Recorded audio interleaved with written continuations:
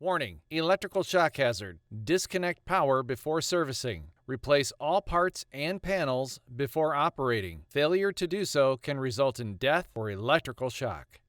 Excessive weight hazard. Use 2 or more people to move and install dishwasher. Failure to do so can result in back or other injury.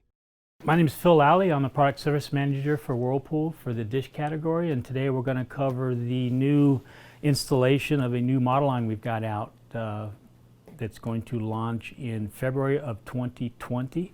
It's a new design dishwasher from the ground up, so there are some installation differences from what you're used to in the past. We're going to cover a KDPM 804 model today.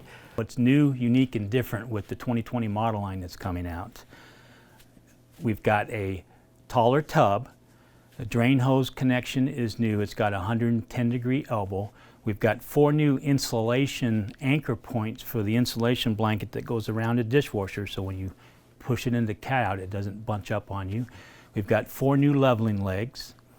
We've got a new drip pan and float assembly. The dishwasher will not run unless the float and drip pan is connected. If you try to start the dishwasher without it connected, it's going to beep at you and give you a F8E4 code. Once you plug the drip pan in, you'll be able to go ahead and run it through a test cycle. It's got a new H2O error code, which is a F8E1, that if you forget to turn the water supply on, it's going to tell you that the water supply is not turned on to the dishwasher.